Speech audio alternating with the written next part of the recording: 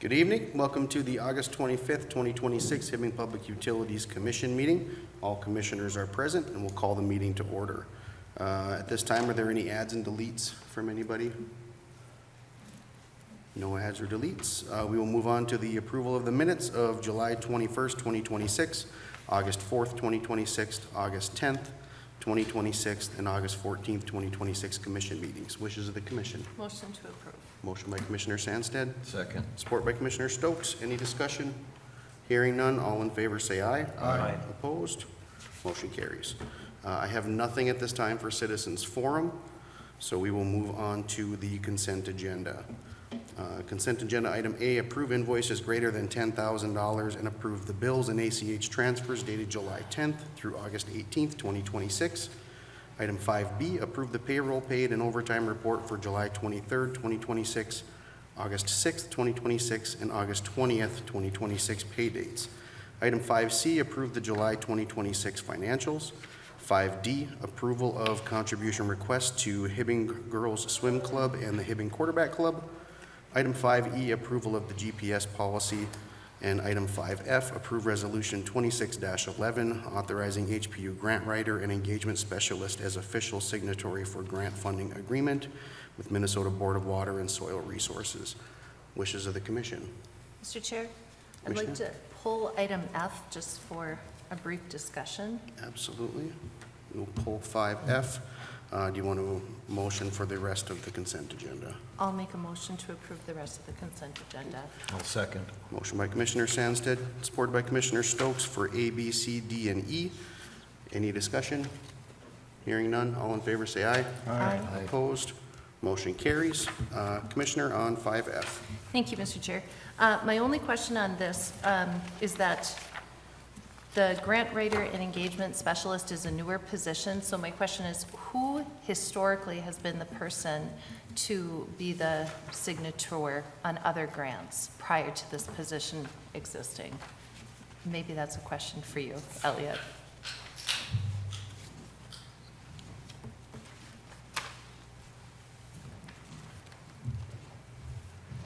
Yes. Thank you, Chair, Commissioner. To answer that question, historically, the official signatory for any funding agreements would have been the general manager position. This was, I guess, kind of an exception even to that rule. So throughout the application process, I was listed, within my role, I was listed as the primary contact for this funding opportunity.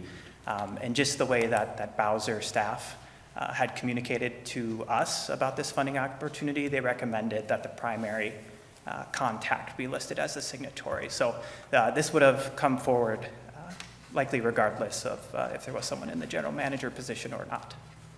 Okay, so then my next question, thank you for that very much. My next question would be, makes sense, especially in the absence of a GM currently. Moving forward, once we have a GM in place, would it traditionally go back then to being the GM, or is this resolution a blanket cover, or is it just, it looks according to this like it's just for this specific grant that you would be the signator? That is correct. This is just for this specific funding agreement, and at the recommendation of the Bowser staff. And so in other funding opportunities and funding agreements moving forward, as well as in future funding agreements, the signatory responsibility will be handled by either the GM or another designated department head. Sounds good. Thank you. Thank you for that. Thank you, Elliot. Yep. So I'll make a motion to approve resolution 2611. Okay. I'll second. Motion by Commissioner Sandstead, support by Commissioner Stokes. Any further discussion? Hearing none, all in favor say aye. Aye. Opposed? Motion carries. We will move on to financials and risk management. Item 6A, the approval of line crew apprentice to attend MMUA overhead school. Do we have anybody doing a readout on that? I believe Ms. Adams. Okay. Sam? Good evening, Commissioners. So Charlie Kirish is our line crew apprentice. He is sponsored through MMUA, their apprentice program. Each 3 to 6 months, they have a school. There's overhead school, underground school, different technical trainings that they can go to as part of the apprentice program that Charlie's enrolled in through MMUA as the sponsor. His attendance is at no cost, but there would be hotel, meal. So that is estimated to be about $500. The hours that he spends at the school or the training would be put towards his apprenticeship. Perfect. Thank you, Sam. Any questions? Any questions? Wishes of the commission? Motion to approve. Motion by Commissioner Sandsted, Support. support by Commissioner Babbage. Any discussion? All in favor say aye. Aye. Opposed? Motion carries. Item 6B, Sam, authorization for underground lighting service payment to Jivry. So, for underground street lighting repairs, we often require excavation service from, I should rewind a little bit. In the beginning of the year, we get rate sheets for excavation, the cost per foot for boring, or trenching that's required to repair the underground streetlight conductor. So Jivry Construction has the lowest cost per foot. As lights are reported out, we test them and make repairs as we can. The ones that require underground excavation typically don't exceed the threshold for approval that, requires us to come here before the commission. This circuit that was, had multiple lights out was about 455 feet. There were some impediments in the ground that were unforeseen at the time of assigning the work to them. Once they got into the ground and they had to do a return trip with a different method of excavation, the cost ended up exceeding $10,000. So I'm bringing forward to you, instead of our typical expected cost per foot, which is 18, this averaged to be 24, and our limit for approval is 10,000. So I'm requesting permission to, or authorization to make the payment for $11,110.16. Thank you, Sam. Any questions from the commission? Make a motion to approve. Motion by Commissioner Stokes, Support. support by Commissioner Babbage. Any discussion? Hearing none. All in favor say aye. Aye. Opposed? Motion carries. Thank you, Sam.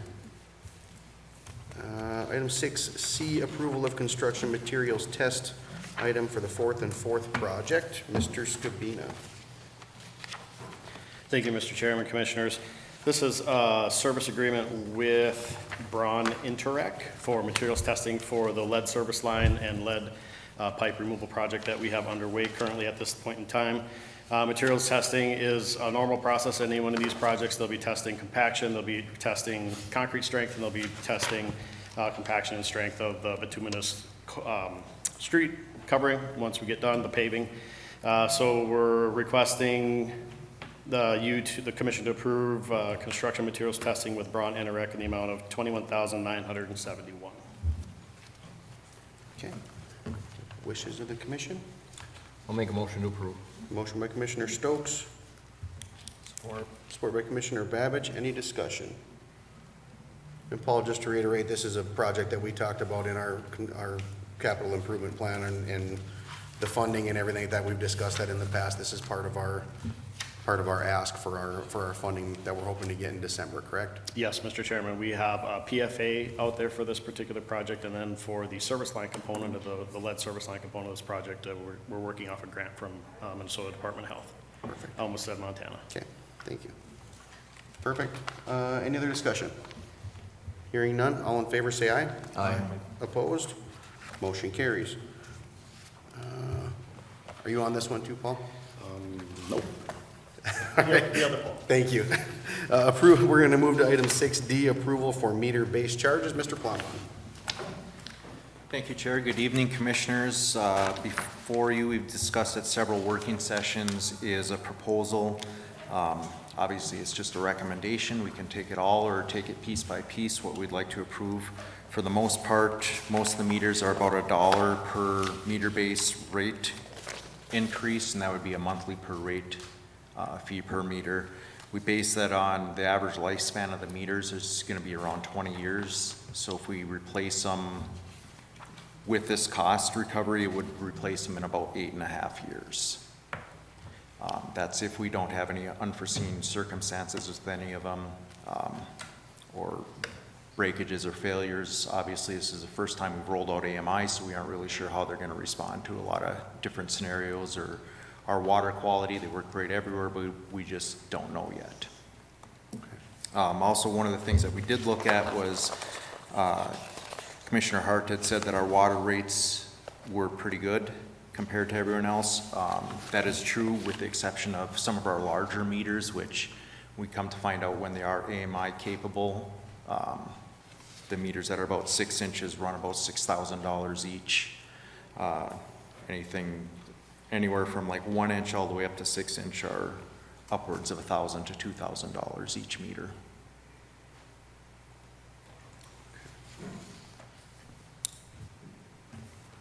Okay. Was there a suggested different approach to those ones, or?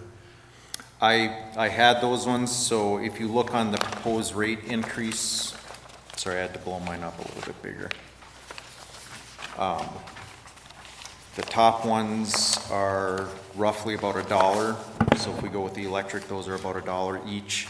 Then when we get into the water, from the commercial ones onward, they go down to the 2-inch meter, which are $2 increase, and then the 3 to 4 to 6 are about $10 a month increase. Those would be your industrial high-end user I see where they're at. rate increases. Okay. Okay. Questions, comments from commissioners? If not, I'd be looking for a motion.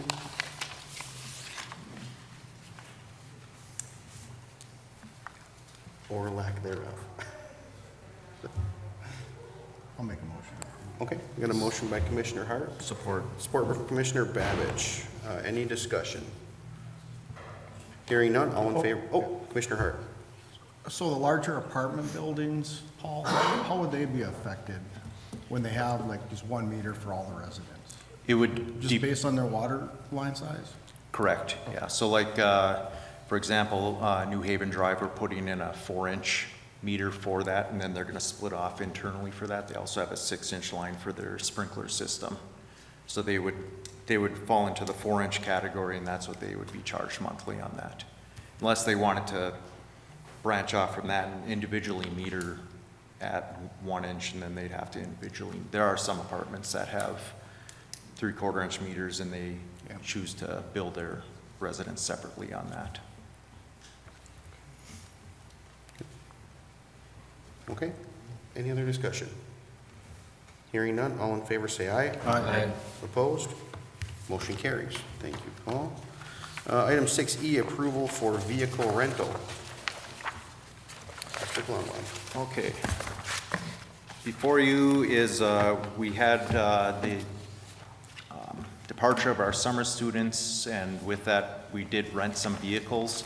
However, we are still at a shortage of fleet vehicles, so there was one nicer vehicle that is before you with $825 a month that we are recommending that we keep renting until we're able to procure. We're looking for eventually, but we want to discuss that at a working session first, another lease of 2 fleet vehicles. Right now, we have engineering and the janitor sharing their vehicle during the day. This one vehicle we had for driving around to different meetings or conferences, but we had to have a meter reader vehicle go in for repairs, so that one got taken already today. So this would just be extending on a month-by-month lease for this one vehicle for now. Okay. Wishes of the commission. Motion to approve. Motion by Commissioner Hart, Support. support by Commissioner Babbage. Any discussion? Mr. Commissioner? Chair, Mr. Plumbon, how long did you estimate that you would need to extend this? Right now, it would be on a month-to-month basis, so this would be through the month of September. Then we would look at, probably at the next working session, we'd bring a recommendation forward to lease 2 vehicles. which the lease vehicles, I think that we were looking at, were at $875 and some change per month for each vehicle. So this is actually cheaper than the vehicles we would lease. So we'd have to have some conversation. We do have a need for 3 additional admin vehicles, especially for engineering, janitorial work, going to conferences and everything. So right now it's just on a month-to-month basis with no end in sight, I guess I would say. Sure, no sunset, but your intent is to bring it to a working session sooner than later for discussion and At the go next from one, there. yes. Okay. And I would also bring forward the 2 fleet vehicles. I brought this one forward because it's due to either be renewed or sent back on the 1st of September, which is next Tuesday, so. Is this a specific type of vehicle? Yes, sorry, it's a Ford Escape, Okay, a newer Model 1. okay. Thank you. Any further discussion? Hearing none, all in favor say aye. Aye. Opposed? Aye. Motion carries. Thank you. Item 6G, approval for Novaspec Engineering Bank hours. Mr. Edwards. Have to get skipped, sure. Oh, I did. I apologize for that. My bad. Sorry, Dan. Approval of change order for the 23rd Street. I'm guessing that's under Mr. Scabina. Good evening, Mr. Chairman. Again, Commissioners, this is change order to the 23rd Street Phase 2 project that is currently underway. What this change order does is it would complete the critical section of our transmission line underneath the highway. So as the project was originally scoped, it would end with connection to the 24-inch transmission main just east and between the bus barn and Highway 169 as that comes out on 23rd Street there. Part of the scope of the project was to take a couple of 8-inch saddle mount valves off of the transmission main. In order to secure that, we had one of those valves fail in 2005, and it has a capacity to drain the Highlands Tower in a matter of minutes, maybe 15 or something on that order if those valves were to pop off. With the project there, planning to make a connection there at this point in time, the valves are actually right in the shoulder line of the highway, so that would be a significant excavation. There's also been some grade changes there with the highway over the years, and so they're about 25 feet deep. So we're looking at a significant hole in the ground with cribbing and quite a technical dig to go ahead and remove those valves and then connect to the line. So what this change order does is it basically eliminates the need to do that by slip lining the entire section under 169 and connecting to the 18-inch transmission main we've already replaced, filling in that piece of the puzzle and securing that part of our transmission system. Now is the time to do it. It makes a lot of sense. We've got the contractor there, we've got the equipment there, and we're also working on a project at this point in time, which is well under budget. So the change order itself is worth $208,300, and the utilities portion of this project is all but complete, and we are $246,666 under budget. We were able to save significant cost savings on some structural concrete associated with the project. So we're on time, we're under budget. It makes a lot of sense to do this change order at this point in time to shore this part of our system up. And it's a net change to the contract of $0. So with that, staff is recommending that the commission authorize us to proceed with change order number 1 for the net amount of $0 for the slipped lining under 169 associated with the 23rd Street Phase 2 water main project. Okay. Thank you, Paul. Wishes of the commission? I'll make a motion to approve. Motion by Commissioner Stokes, Support. support by Commissioner Babich. Any discussion? Commissioner Hart. Hi, Paul. Hello, good evening. How you doing? I got a concern here. Yes, We sir. got our quote from Bagals Construction for $208,300. That's correct. It says budget price. What does that mean? Sorry, what was the language you were asking about? In the Okay, actual budget, bid. price, for scope of the work.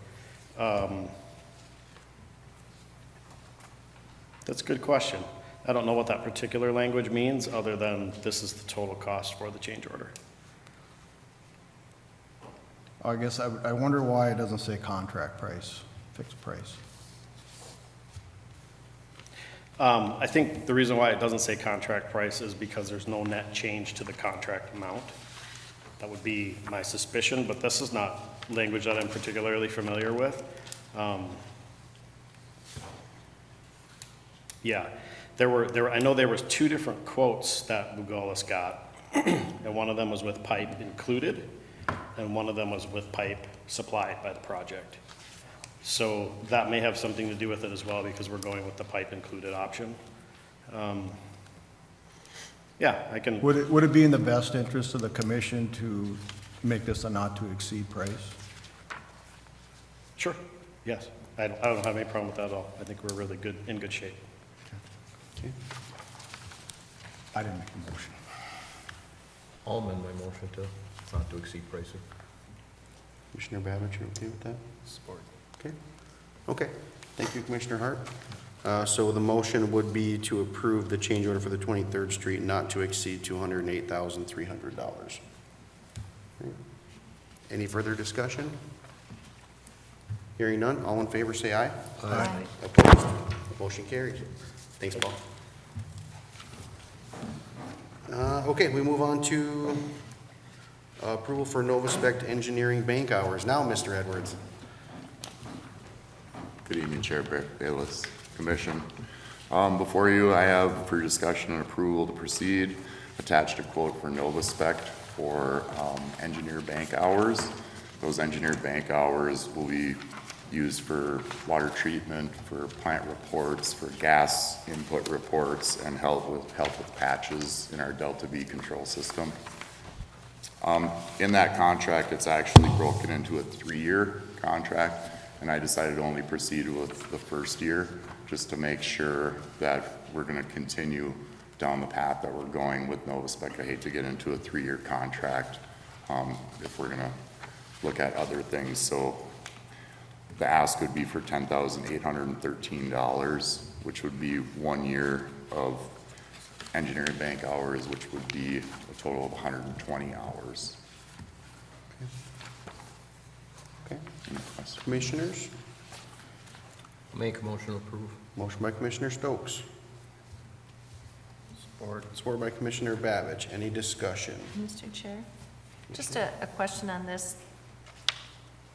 Is the timing of this contract going to run out before the end of the year? Is it something? It depends on the usage of that 120 hours. So it'll be a year's time or 120 hours, whichever would come first. So if the 120 was used up before the year is over, then we would have to look at a second year or another 120 bank hours. So I think what I'm trying to get at is how imminent is, this $10,000 spend? Does it have to be done now? Is it something that could wait until like the first I of the actually year? had to negotiate with them to help with our yes gas report before this approval happens. So they've been working with us to try to keep our reports going. But yeah, these are daily operational reports and data that needs to be reported for Mr. Plumbon's energy side of things to yes gas, and until we develop a template that communicates between us and yes gas, we're kind of married to Novaspec in that aspect. So, but this will be used for like water treatment stuff, for patches in our control, for any type of updating to personnel's computer, depending on needs of the utility for plant reports. So probably can't wait. Yeah. Okay, Unfortunately. thank you. Okay. We have a motion and a second, correct? Okay. Any other discussion? Hearing none, all in favor say aye. Aye. Opposed? Motion carries. Thank Thanks, you. Dan. On to item 7A under policy, approval of engineering intern job description. Kendra? Yes, thank you. So at our last working session, it was brought up by the commission to consider adding underground locates to the engineering intern job description. At that last working session, I committed to having offline discussions. So as a leadership team, we had discussed and were recommending against putting it into the engineering intern job description, just because an engineering intern is generally just out of college, and just the amount of the importance of getting the underground locates correct. We decided against that, but if I may bring up Mr. Scabina, being it's his department, he can speak a little bit more to what his future thoughts are for the engineering department. Okay.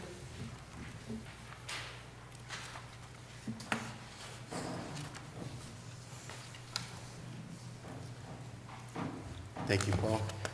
Good evening again, Commissioners. This is the item that I forgot my notes on. So I did a little research on this, and the short answer to Commissioner Hart's question of can that be included in the job description is yes, it can. There is nothing that restricts us from saying this absolutely can't fit in this particular job description. With that, as Kendra was mentioning, I would be a little bit cautious with that. There's significant responsibility that comes with this position. If we miss a locate, we can be on the hook with our regulatory agency up for $1,000 per day per instance of noncompliance. With that, if there's a significant incident that results from a missed locate, we operate a gas utility, which is a dangerous utility. Electric is a dangerous utility. There can also be civil suit from a third party for damages, those types of things. So, as Kendra mentioned, from a liability standpoint, we are covered by insurance, but I didn't get a clean answer to date from our insurance provider as to what that insurance looks like and what that deductible or what that would look like to have that covered. So, with that,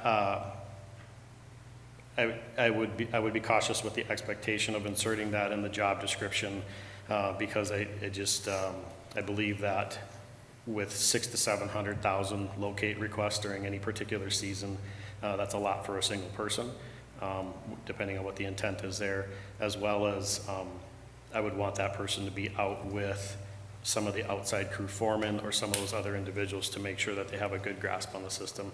An intern, as mentioned, is a summer employee or recently graduated employee, so that level of responsibility I'd be cautious about.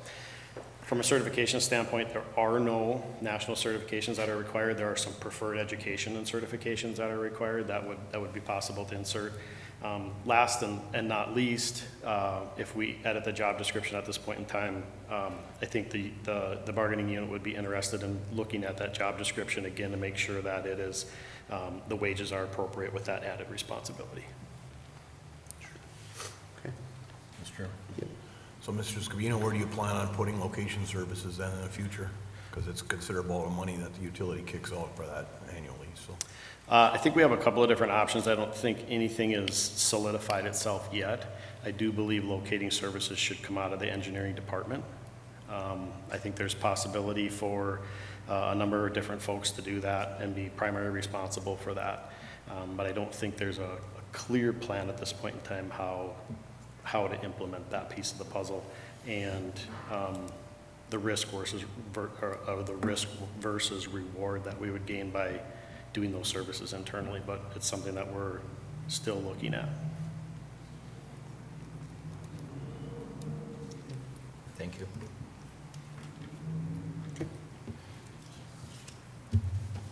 All right, I would be looking for a motion on approval of the engineering intern job description. I'll make a motion to approve. Motion by Commissioner Stokes, Support. support by Commissioner Sandsted. Any discussion? Hearing none, all in favor say aye. Aye. Opposed? Motion carries. Thank you, Paul. On to 7B, permission to post for the engineering intern. Kendra. Yes.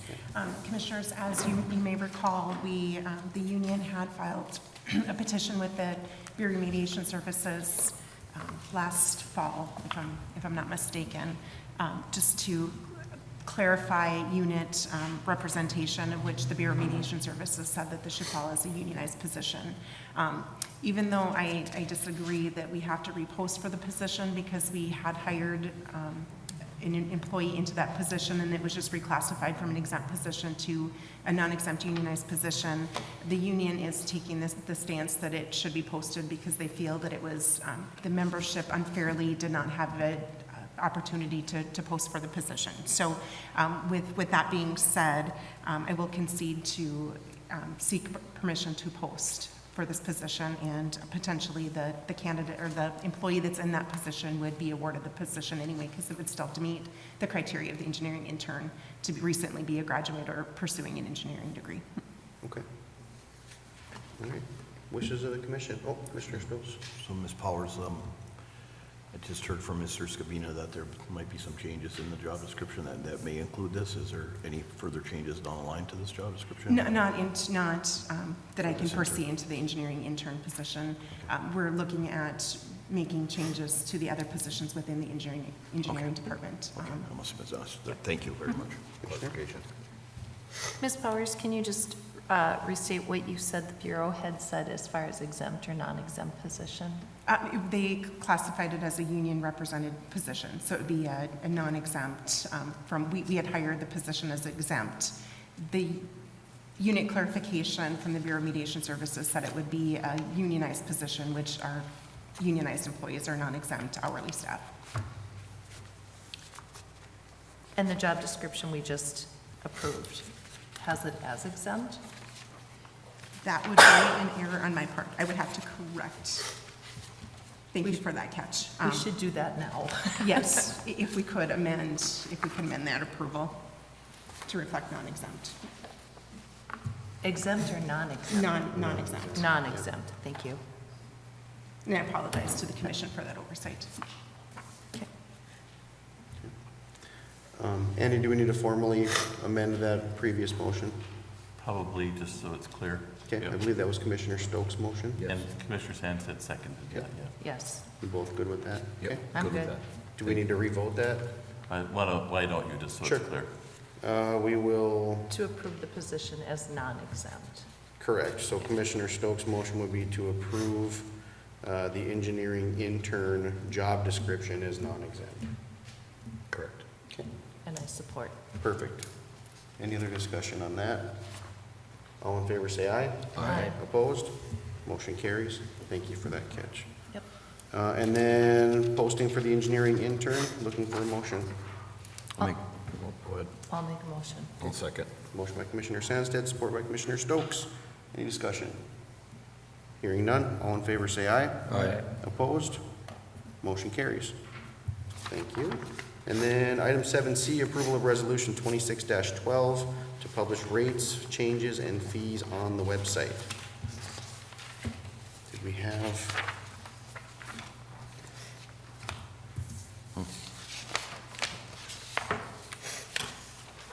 So I don't necessarily have a readout on that one in my packet, but I would assume, unless there's questions from the commission, we would just approve that. We typically do publish our rates and all of that stuff on our website, or we're supposed to. So, Yeah, I brought this up as a resolution. It just, transparency and be good for the customers to know on the website. So, the previous administration took it off. So, yeah, that was it. I agree. I'd be looking for a motion. I'll make a motion. I'll support. Okay, motion by Commissioner Hart, support by Commissioner Sandsted. Second. Any And you're a discussion? Did third. I second it? Did I hear? All in favor, say aye. Aye. Opposed? Sorry. Motion carries. I have nothing under old business. And I think at this time, we would take up item A under new business Yes. with Finance Committee updates on financial controller. Kendra, do you want to? Sure, I can certainly start it. So for the rest of the commission, to be aware, Finance Committee and myself had performed financial controller interviews concluded today. I do have a recommendation to move forward with one candidate, and I can send all those details behind the scenes. This candidate has a wealth of experience more in the manufacturing realm, and I think he will do a good job to come into HPU and just kind of a little bit of a learning curve for the utility, because that's not part of his wheelhouse, but he had a CPA and just has extensive experience, so he would be the candidate I would like to recommend. I'm not sure if today we can get approval to move forward with where I can extend a job offer, or if the commission wants me to send that to them and then the next working session, we could take action on that. But I would like to move forward sooner than later. Thank you. Yeah, and I'd like to add, thank you, Kendra. Commissioner Babich and I were in on the interview with the individual that Kendra is referring to. Extremely experienced, very confident, very competent, and just seems like it's exactly what we need. Somebody that understands the financial position of a company, has gone through ups and downs with other companies, big ones, small ones. I was pretty impressed by the amount of experience that the gentleman had. So I believe myself and Commissioner Babich would both recommend the same thing as Kendra to go ahead and offer that position.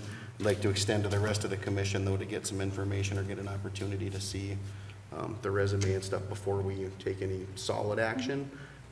But I think we want to definitely be ready to take action at our next meeting to offer the job, if that's what everybody agrees. So, 100%. yeah. Is there anything you guys want to see specifically on the candidate for financial controller from Kendra?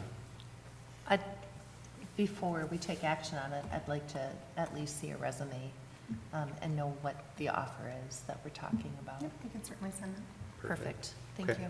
So we'll plan to get all that together, and then I would assume you can communicate directly with Kendra, and then at the next meeting, we would bring that recommendation unless there's objections from commissioners in the meantime. Sounds good. Okay. Can I ask a question? Yeah. How long then would it be until, what would be the exact process going on?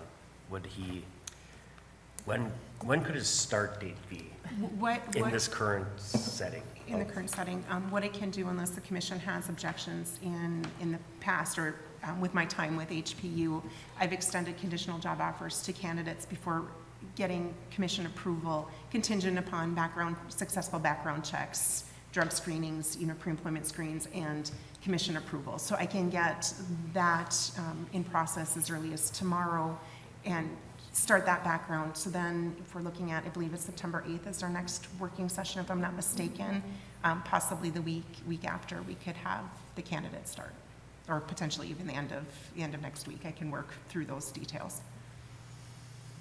So I would say at least in 3 weeks maximum, we could probably have this candidate in place.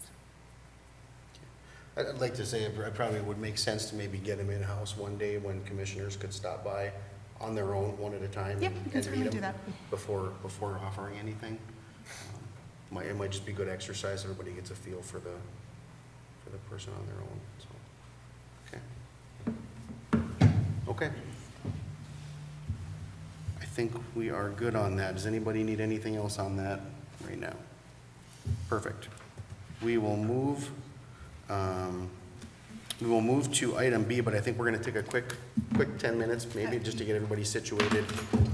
Anybody that wants to stick around can stick around. We're going to hold interview sessions for general manager candidates, but we'll give it 10 minutes. We'll just come back at 5:50, and we will go ahead with those interviews. Thank you. We are back from recess. Time is 5:50 p.m. Tuesday, August 25th, Hibbing Public Utilities Commission. We will go ahead and begin with the general manager interviews, and I'm going to hand it over to Kendra. She's going to take the reins. Thank you, Chair. Welcome, Mr. Folstead. Pleasure to have you here tonight. You as well. So we're going to go through a series of 10 questions, and then following completion of the questions that I ask you, the floor will be opened up to the commission to ask any additional questions. So. Can we give Mr. Folstead, are you going to let him go ahead and introduce himself before we start questions? Yeah. Yes, if you would kindly introduce yourself. Sure. Thank you, commissioners and chairperson, staff, and Attorney Borland. I'm Larry Folstead. I've been in Hibbing for 20 years. I raised 3 kids in Hibbing and look forward to talking to you more about it tonight, and interested to hear more about the utility and going forward. If selected as general manager, what would you want this utility to look and feel like 3 to 5 years from now? And what would you personally do to move the organization towards that vision? Well, first and foremost, if I get lengthy, I want to be respectful of the time and, all of your time and the rules that you kind of set tonight. So that's a real hard question. I'm a forward thinker. I'm not a kick your can down the road. I need to be challenged. I want something to do. I want to be involved. So I will give you a hypothetical. I've thought about it. And we need to increase our revenues or get more people in the pool to pay, right? Or can we do both? We need to support the city of Hibbing. We don't grow without them. They need the taxpayers, we need the ratepayers, we need to work together. And for the utility, I'll say that I think we're kicking an old plant down the road. I know there's some hard decisions to come up. I have tried to do a little research without doing too much to influence my thinking going forward, but I'd like to work towards modernizing the utility. Thank you. Tell us about the most difficult leadership decision you've made when there was no outcome that could satisfy everyone. How did you make the decision, communicate it, and accept accountability for the result? We make hard decisions every day, if it's at home or at work, but I prioritize and I put a value to it. Not every decision is going to please everybody or any one group. So, and including myself, I may be structured to run a particular department the way that I see fit, but I'm guided by the ratepayers, of course, and the commission as a whole. And you just prioritize and you put a value to it, and you really move forward with the best team and the best your foot forward that you can. Thank you. Utilities must make significant investments in infrastructure while keeping services affordable. How would you approach the tension between necessary rate increases, affordability for customers, and the utilities' long-term financial health? So I get transparency for sure, and truth. There's nothing that I don't think that I manage or say or make a decision on that I wouldn't put on the website. I wouldn't put on, on a spreadsheet for people to see and look at and judge and allow people to ask questions. But mainly, if you could read it one more time, Kendra. Oh, yes. Utilities must make significant investments in infrastructure while keeping services affordable. How would you approach the tension between necessary rate increases, affordability for customers, and the utilities' long-term financial health? Okay. So I did have one more point, thank you. And I look at it as Hibbing is 135 years old. The utility, the same, 130 if you go on the website. And we have to be looking at the next 130 years. And Hibbing it's weird to say and weird to explain to different groups of people, Hibbing has never been this old. Sometimes the water mains we're fixing are the first ones we're ever doing. Or, we're fixing them for the first time. We're not doing it several times over and over again. We have to flip over. And it's going to be expensive and it's going to be time consuming. There's many different ways to do it. But it's 135 years old and we have to look at the next 135 years, not just tomorrow and 10 years. Thank you. Many utilities face an aging workforce, difficulty recruiting skilled employees, and loss of institutional knowledge. What would your leadership approach be to building and retaining the workforce the utility will need in the next decade? Well, we got to have a productive and happy workplace. And I truly, truly appreciate the senior employees that have been around. These are the guys and the women that have talked to the customers. They've been on the problems. They've been there at midnight. They've been there in the worst disasters, the worst times. These are the people we need to lean on and train our younger staff, bring these people in, make them appreciate their jobs. And really, we got to build a workplace that people want to work at and people appreciate. When you go home, you feel accomplished. And when you go home, you feel accomplished after work, you feel accomplished for your family. And you make good things happen, and your family's happy to see you. So we really, really need to just really reaffirm that these are good jobs, and let's be a team, let's be happy, let's have fun, and let's get some work done. Thank you. A general manager may face pressure from influential customers, elected officials, employees, vendors, or community groups. How do you protect the integrity and impartiality of your decision-making?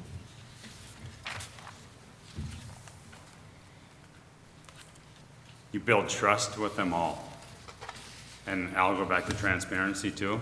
and I hate this saying, you know, everybody is saying it's an open door. You can text me, you can call me, you can email me, come on in, bang on the door, wait outside.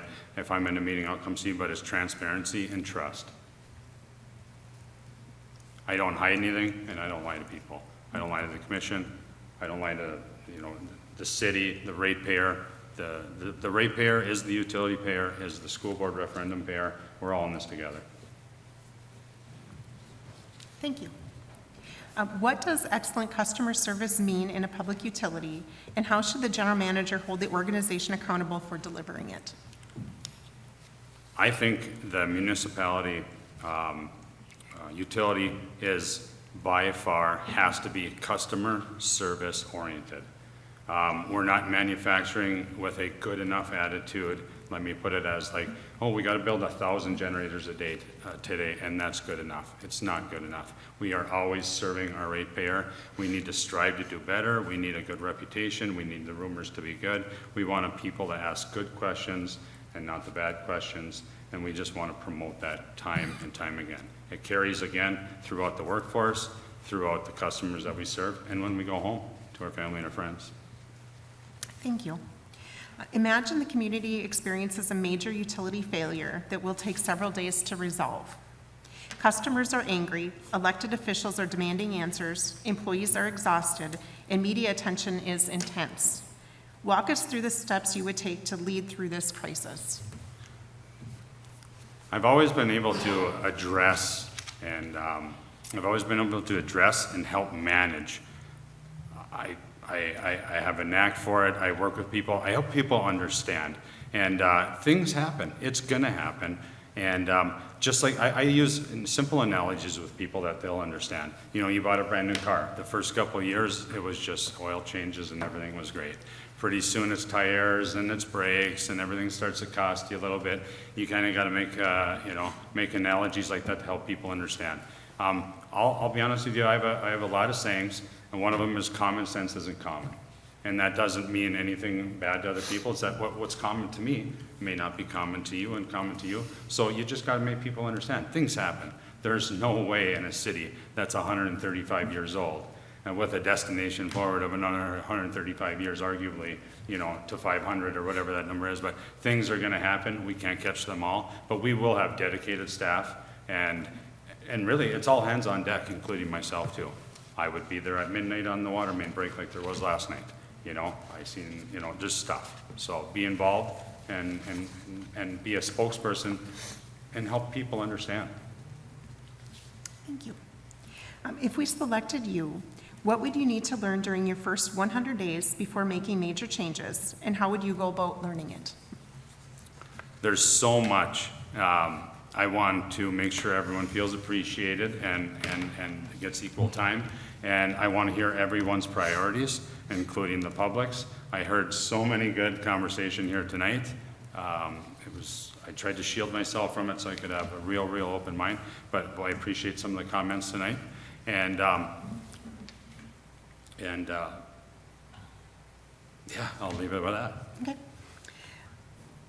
What is the leadership characteristic you believe has contributed most to your success? And what is the leadership characteristic that you have tried to work hardest to improve? I've always been a team builder. And I'll go all the way back to when I was a kid. I grew up on the Iron Range, like, you know, most of you in here today. And we grew up, and it was very important to work. I remember I had a small lawn mowing business on Lake Vermilion, and I had 60 lawns, so I wouldn't consider that small, but it was manageable. But when 4th of July came, I had to manage a team, so we got all 60 lawns mowed for 4th of July, and it was very important. So besides that, I work in the community. I'm a president of a local ATV club that I built up. I'm active in my current role in team building, and I work for commissions and councils, and so I'm very accustomed to it. Thank you. Why should the commission and community trust you to lead Hibbing Public Utilities? I have the will and the drive to modernize and help and fix. I know the utility has had some struggles, maybe financially, maybe workforce driven on, yeah, I feel like the utility's separated and it needs to be brought together in one big team. And I think that's the only way it's gonna survive into the future. When we modernize and work together, I'll work with the union, we'll work with our staff, our leaders, come up with a big plan, and we're all high-fiving, and everyone agrees, hopefully, and we just move forward as best we can. Thank you. That concludes my questions, commissioners. Open the floor up to Sure. Commissioners, anybody have any questions they want to get out first? Jeff, did you have one? I don't have, oh, I don't actually. So I'll go if nobody has any queued up. Yeah, go ahead. So, thank you, Mr. Folstead. I appreciate all of your answers. It's kind of a tough seat to be in. I wouldn't put myself in your shoes ever to be on the spot like that. So I appreciate you being here and talking through those. I'm curious about experience that you might have with capital projects, capital improvement plans, and what your experience is with those types of things. Absolutely, good question, I appreciate that. I had a couple, 3 pages of notes I want to get through, but in a matter of time, I'm shooting from the hip here, so I apologize for that. But I am the day-to-day operations for the city of Chisholm outside my current role, and I do control the day-to-day operations of our capital projects.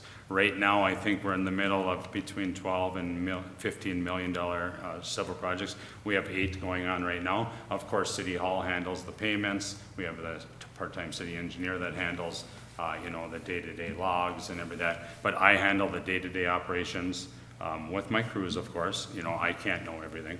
I manage water, sewer, and so I work with the power company, I work with the gas company, I work with the utility company, I work with the fiber company. I'm the day-to-day, on-the-ground person for capital projects. And these decisions have to be made today and now. We have contractors sitting, waiting on us, and that includes incidents as well.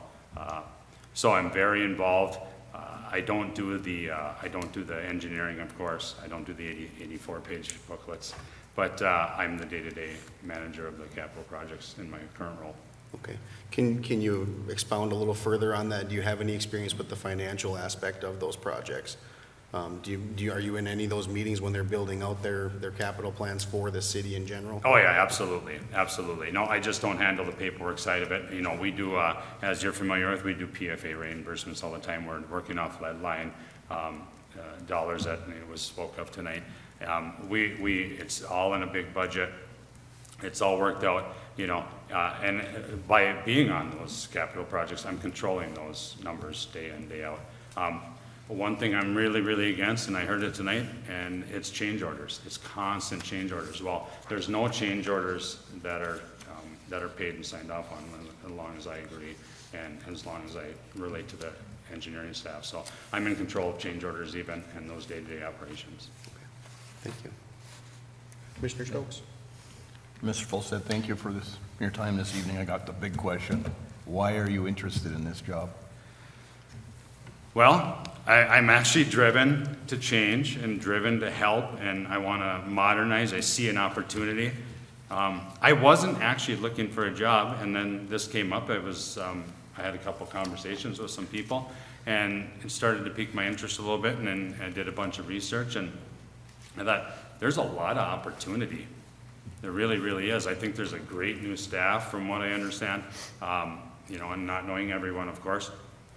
But I talk, I listen, I hear. I've been in Hibbing for 20 years, and I like what's going on. Frankly, I like what's going on in the whole city right now. I like the modernization up on Howard here. I like, it's like flipping, it's turning, it's coming back, I feel like. And I think that the utility can and should be a part of that. I think for the future, what do my kids want? What are my grandkids gonna need? So I think there's a lot of opportunity. I really, really do, really, really do. Thank you. Commissioner?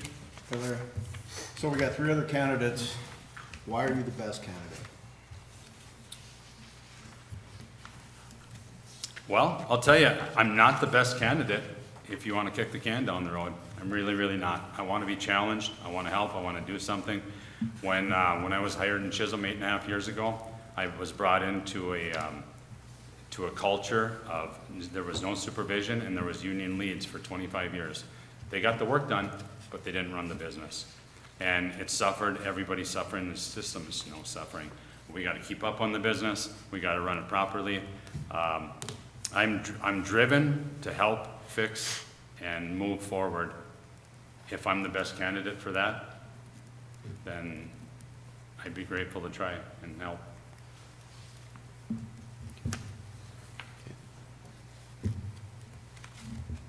Commissioners, any more questions? Kendra, Andy, anybody? Okay. Thank you, Mr. Folstad. I appreciate your time. Do you have anything else you wanted to add? Or No, I think in the interest of time and fairness to everybody, I think I'm okay. Well, thank you very much for being here. We appreciate you applying for the job, too. Thank you very much. It's awesome. No, I appreciate Thank you having me. Good luck, and I hope the HPU gets the perfect candidate, right person for the job. Thank you for that. Thank You you. deserve it. Mr. Scabina, welcome back. Good evening, Mr. Chairman. Yeah. Commissioners, thank you. Thank you. We're gonna hand it off to Kendra. She'll give you a chance to give a quick introduction, and then we'll go ahead with the questions that we have. Yes. Mr. Scabina, if you wouldn't mind doing a brief introduction for the folks at home that are watching today that do not know you, that'd be fantastic. Sure. So my name is Paul Scabina. Graduated from Matamidi, Minnesota, a long time ago, which when I started here in Hibbing in February or March, and our hockey teams had to meet. That was interesting, being a brand new employee. So, you know, I made sure I cheered for the Big Blue, but that was a little bit heart-wrenching. Yeah, I went to school, University of North Dakota, engineering degree there, master's degree there. Met a gal in college, and she said, you want to go to Montana? I said, yep. So spent the last 25 years there with my family, doing consulting work, doing regulatory work for about half of my career. And then the last half of my career, doing public administration and specifically public works. So had some family changes, which made it a great opportunity for me to move back home on the range, up on the family homestead up by Ely. And I'm absolutely ecstatic to be here, and really excited that I have the pleasure and the opportunity to chat with you this evening about the general manager position. Thank you. Thank you, Mr. Scabina. We'll go through a series of 10 questions, and then when I conclude those, I'll open it up to the commission to ask any additional questions. First, if selected as general manager, what would you want this utility to look and feel like 3 to 5 years from now? And what would you personally do to move the organization towards that vision? Yeah, so 3 to 5 years from now, I would like Hibbing Public Utilities to be functioning along, conducting our business, not in the news so much, except for good things, and just steady as she goes, providing the people with reliable, affordable, and safe utilities. I think that's where we need to head. There's been, you know, some turnover and some change in the organization, and it's been, I think, taxing on everybody. So just some steady as it goes for a while would be great for Hibbing Public Utilities, meeting the needs of the citizens and their utility needs. Thank you. Tell us about the most difficult leadership decision you have made when there was no outcome that would satisfy everyone. How did you make the decision, communicate it, and accept accountability for the results? Well, the first half of my career, I spent 11 years as an environmental regulator and doing Clean Water Act and Clean Air Act stuff. And usually in that realm, when you're working with hard rock mining operations, coal-fired utilities, and those types of things, when everybody's unhappy, you probably just about hit the mark just right. So making those decisions, what we did in those instances, it was a relatively simple communication vehicle, and that was we would prepare a document that described the decision we were making on a particular permit or on a particular decision that we made. Publish that, allow that to go out for public comment in a more formal setting. So, and then the process was you would receive public comments from everybody from EPA to special interest across the board and respond to those comments in writing. not sure that's where you're heading with this particular situation, but I think there's some analogous things to draw on there that it's a matter of communicating the decision, hearing the comments and criticisms and constructive feedback, and trying to incorporate those the best you can into the decision that you're making. Thank you.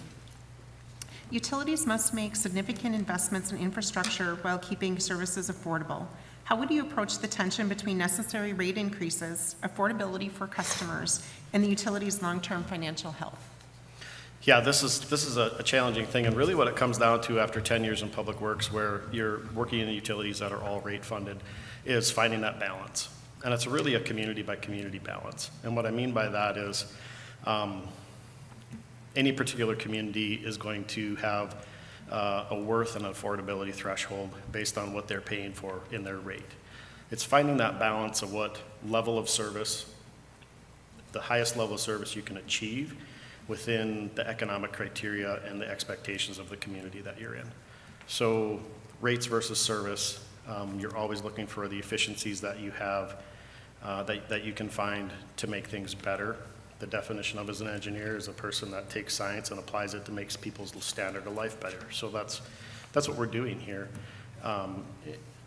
So that rings home for me.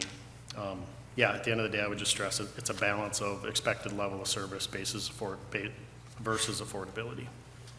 Thank you. Many utilities face an aging workforce, difficulty recruiting skilled employees, and loss of institutional knowledge. What would your leadership approach be to building and retaining the workforce the utility will need in the next decade?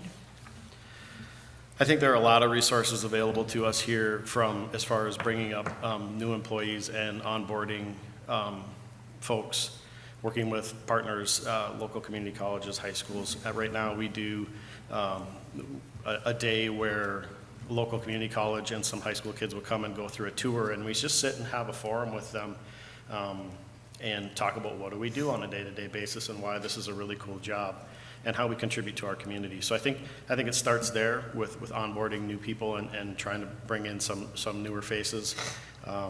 And then, you know, as far as the leadership style goes, we have an amazing staff at HPU right now. There has been, institutional loss, but there's a significant amount of institutional loss that still remains there. And the idea with that is, trying to facilitate an environment where people can play to their strengths and back people up, and use the knowledge that we have to gain more knowledge and make the utility run smoother. Thank you. A general manager may face pressure from influential customers, elected officials, employees, vendors, or community groups. How do you protect the integrity and impartiality of your decision-making? Yeah, integrity is a really important thing to me. My top three professional values are integrity, loyalty, honesty, and trust. Those two kind of go hand in hand. So integrity is a big deal. I can maybe put this into an example. Previous jurisdiction that I was in, we had a project that was going on, and it was a fairly simple public works project, sewer, water, street reconstruct project. And when it got time to do demolition on the existing to start construction, we found that one of the property owners, which was a prominent local business owner, was using part of the right-of-way for his business and his personal gain. And we were planning to put the right-of-way back where it was supposed to go as part of the project, because we're looking after the other 3,000 people in town to make the traveling public safe and have a more standard right-of-way. So that particular business owner was fairly close with a number of different council members that I reported directly to, and was very much not happy that he was going to be losing that space that he had been using in the front of his property. So my approach to that particular situation, there was a significant amount of pressure from council members to just make this go away. I couldn't come to terms with that as a licensed professional. My approach to that particular situation was to just try to be amongst all of the rhetoric and the personal attacks and the things that the council did, try to be solution oriented and look for those opportunities that we could come to a common solution that still looked after the people at large that I was serving in that particular community, and was least impacting to that particular property owner. In that instance, we did find some administrative controls that we could put into place that limited some parking and did some other things, and then that individual actually ended up with a permit to occupy part of the right-of-way on a semi-permanent basis. We did some design modification because making that change significantly changed the stormwater design, and the stormwater design was to fix some issues of some people that were being flooded. So we did a little bit of a design change. I was working with an amazing engineer on that project, and everything came together okay. Yeah, not a fun circumstance, but we kept the integrity in place in the decision that was made by being solution-oriented. And in this particular instance, there was a little bit of a technical solution as well as an administrative solution. Thank you. What does excellent customer service mean in a public utility, and how should the general manager hold the organization accountable for delivering it? Yeah, customer service is the top thing that we do as a public servant. I've been a public servant for 22 years now, and it's something that I'm passionate about. Excellent customer service for different people means different things. So it's a matter of trying to find people and meet people where they are and provide to them what they're looking for. Sure, on a whole, we provide reliable, safe, affordable utilities. But at the same time, customer service is providing information. Customer service is helping someone with an invoice that they don't understand. Customer service is internal to the organization. Everybody that works at HPU right now is my customer because we're in the engineering department and we don't make utilities, but we serve all of the departments that do. So it's extremely important. It's trying to understand your audience and try to understand your customer and then meet them where they are to meet their needs. Thank you. Imagine the community experiences a major utility failure that will take several days to resolve. Customers are angry, elected officials are demanding answers, employees are exhausted, and media attention is intense. Walk us through the steps you would take to lead through this crisis. Yeah, I have a fairly significant amount of experience in emergency response, and whether it's a hazmat, a fire, or a utility issue, you handle them the same way with similar protocols. First and foremost, you want to make sure that to the extent that you can, any risk to life and human health, everybody's safety is accounted for. Let the people who know the utility and know how to make it safe while it's malfunctioning take care of that. So an example, in a couple of jurisdictions ago, we had a 33-inch water main cut loose, blew a hole in the street, had enough pressure on it that it went through the second floor story, a window of an apartment complex, while it literally swallowed a Volkswagen in the road. The first thing to do in that particular instance, like any utility emergency, is try to stabilize the situation. You get on the valves, you turn the water off.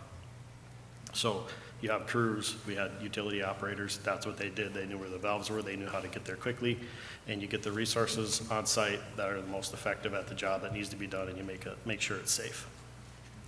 Next thing, you try to understand what went wrong and come up with a plan to fix it, and then go ahead and implement that plan. So in the instance of the 33-inch water main, we were pretty sure we blew a water main, and we were pretty sure it was good sized for it to act like it did. And we knew, of course, what assets we had under the ground there. So we got a crew on site, we excavated it, we got the water main fixed, and kept moving on.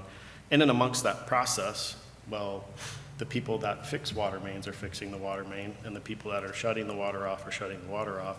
You're also communicating out to your stakeholders. Critical stakeholders are, of course, the commission, the media, keeping them informed with, to the extent it's necessary, with the information they need to understand what is going on and how long it might be until it's fixed is very important. People want to understand that as soon as possible. So continuing to continuing to communicate that information up and out to the appropriate sources is really critical. Again, it's a customer service thing, and in today's day and age of instantaneous information on everything, some of the best customer service you can do is getting the appropriate information to people as quickly as possible. Thank you. If we selected you, what would you need to learn during your first 100 days before making major changes, and how would you go about learning it? Well, I've been at Hibbing Public Utilities for 6 months now, and I've learned a tremendous amount of things that I didn't know I needed to know. So I expect that learning process to go on. You know, as someone who has a fairly significant background in public utilities, I understand water. I understand some of the other elements of it, providing water utility. Some of the things that are new to me are the electrical side as well as gas. So I expect to continue to learn about our electrical distribution, our electrical generation, and how we could look at those different elements to further the utility success. Also understanding the gas utility and how it works. As an engineer, I like to know kind of how things work, because then I can start to build a vision of where it needs to go in the future. So as I've done the last 6 months, I think we would continue that trajectory. And probably one of the first things before 6 months is up is we definitely will need to get some of our accounting and financial practices in check. Thank you. What is the leadership characteristic you believe has contributed most to your success? And what is the leadership characteristic that you've had to work hardest to improve? Well, I'm going to start with the one that's hardest to improve, and that is just being in the role, okay? I'm not a natural leader. I'm not. I've come to terms with that many years ago. I've found myself in a number of leadership positions through my career, and for me it was watching good leaders, being associated with them, soaking up as much information as I could from those individuals, as well as a significant amount of, for lack of a better term, training and coursework. So that's something that I continue to struggle with, I guess, and is it just, there's some people are drawn to them, they're just a natural leader. And I'm not so much, I'm more of a practiced leader. So that's something that I've worked on throughout my career. One of the things that I think has helped me through my career and my leadership style is, you know, I think I'm just one of those steady people that's present, and I'm always seeking consensus. So you're not gonna be able to get everybody on board all the time with every single decision, but when you're asking the questions and receiving the best information that is available to make a particular decision, and everybody knows that their input has been considered, and or maybe why, maybe at a senior management level, and maybe why the decision happened in a way that maybe they didn't recommend. Understanding that and where it comes from and why it is like that, I think is really important to just building that team and building that trust. And as you build trust, you build consensus, and then you end up with a really highly functioning team. Thank you. Why should the commission and community trust you to lead Hibbing Public Utilities? Well, I'm just a good guy. Will that work? I'm sorry, joking a little bit. You know, I think as we've talked about a little bit here, I have a long-standing, proven track record in public service. I'm in a spot where, you know, through the years, I'm probably getting close to a spot where I'm ready to be out of public service. And in fact, before I started with Hibbing Public Utilities, I had a different opportunity here locally that I decided, because I was ready to be done with public service. I just decided to forego that other opportunity and join this team here, because as I got to know people a little bit, it was really exciting, and it kind of reinvigorated me a little bit. And there's some new things with some utilities that I hadn't worked with before, so sometimes that change and that new thing to learn is exciting and invigorating. So I have the background, a fairly extensive background in public administration and experience in utility work. And at this point in time, as I'm looking at the back nine of my career, I have been reinvigorated by Hibbing Public Utilities to engage with this team and try to help take it to where it's headed next. Thank you, Mr. Scabina. That concludes my questions. Open the floor to the commission. Okay. Commissioners, any questions for Mr. Scavina? Commissioner Stokes? And ask the same question I asked Mr. Folstad. Why are you interested in this position? Mr. Chairman, Commissioner Stokes, thank you for that question. I think I touched on it a little bit, and that is partly as an engineer, part of me is kind of a fixer. And we've had some good times at this utility, but currently seeing some of the transition issues that we're working through right now. As we chatted some weeks ago, I wasn't particularly interested in this position. As time passed and I got to know the team a little bit more, and I got to know the operation a little bit more, and I got to know all the commissioners a little bit more, my interest has definitely increased, and here we are sitting here talking about it today. Part of that is I feel like, just gonna say it just real plain, I feel like I have the experience and the knowledge and the skills to fix what's broke and to continue to feed the things that are working well. And to me, as an engineer who wants to fix something, that's an exciting opportunity. Thank you. Commissioners?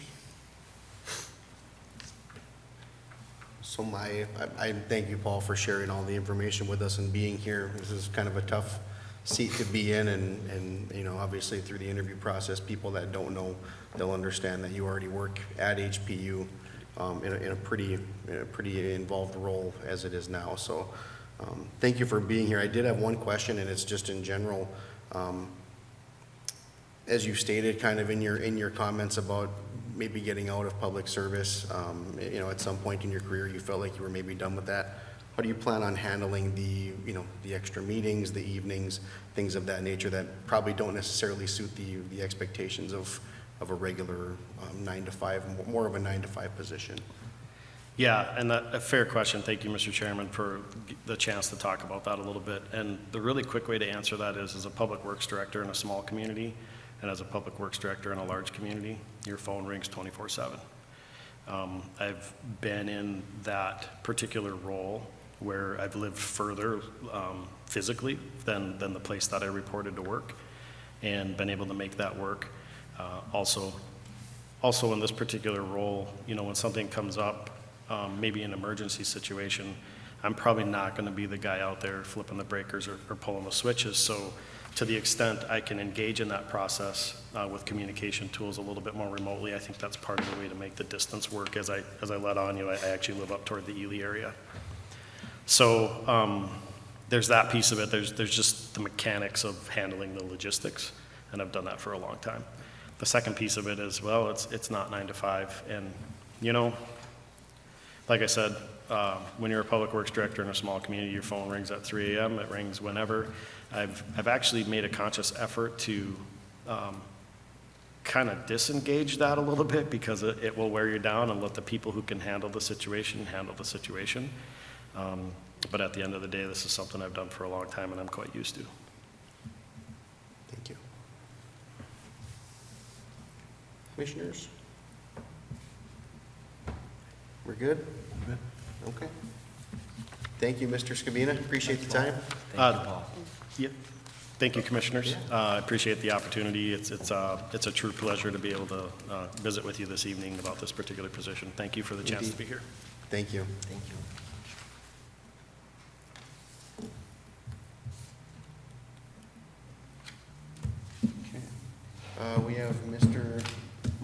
We have Marty next, right? Or Martin? Yes, so Mr. Avanza Juilliard is joining us remotely. Perfect.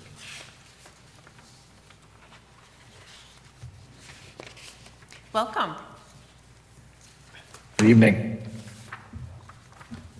How are we doing, Martin? Fairly well. How about yourself? We're doing just fine. Welcome into our television screen.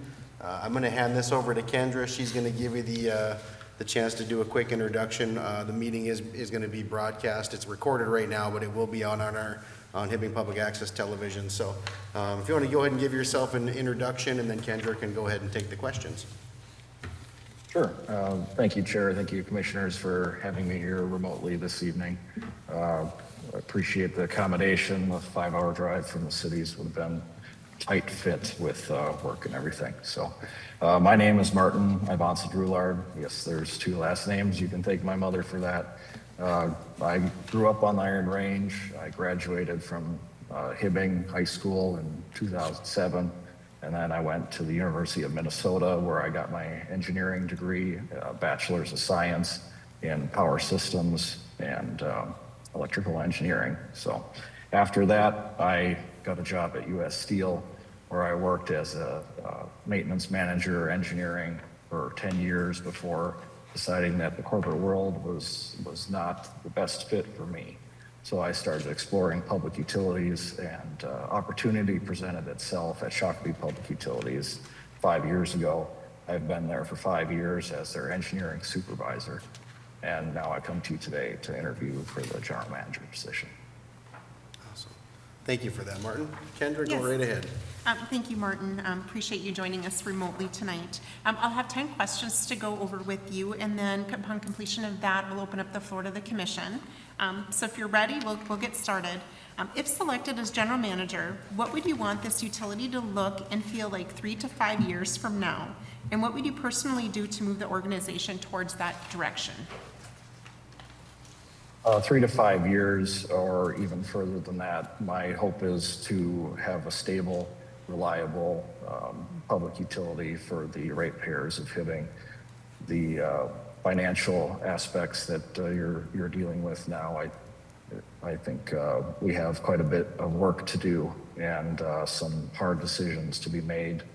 But those decisions can be with the reliability of the utility, with the focus on making sure that everything is delivered, electricity, water, and gas safely and in a manner that's cheap, reliably, so that the ratepayers can afford to live in the city of Hibbing, and we can afford to pay our employees at HPU and have a nice living place on the Iron Range. So how that's accomplished, I mentioned reliability is very important.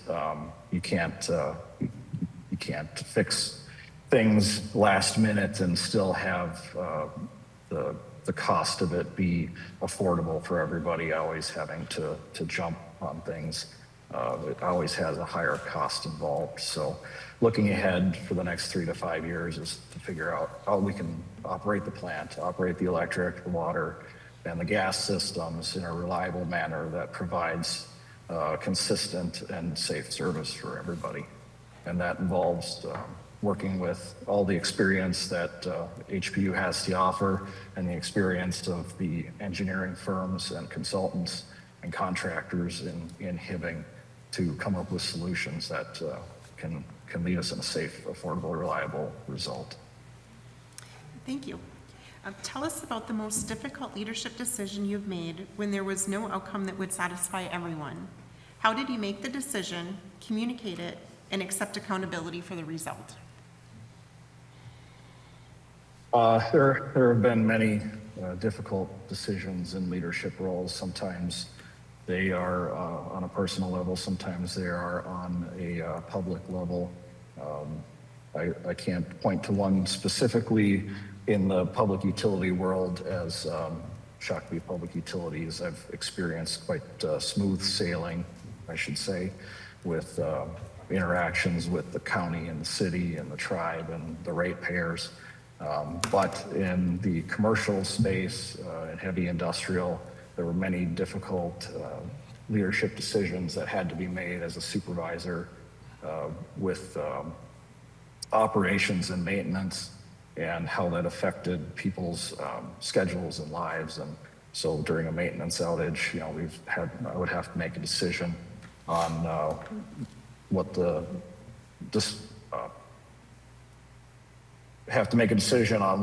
maintenance practice was going to be, how to repair something if something came up last minute that wasn't planned. And I do that by consolidating all the knowledge of the people on board my team and come up with a solution.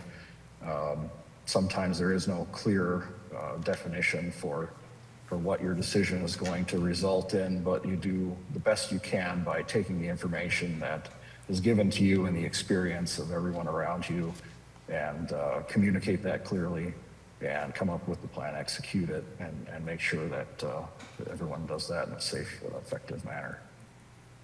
Thank you. Utilities must make significant investments in infrastructure while keeping services affordable. How would you approach the tension between necessary rate increases, affordability for customers, and the utilities' long-term financial health? It's a difficult conversation every time you have to raise rates.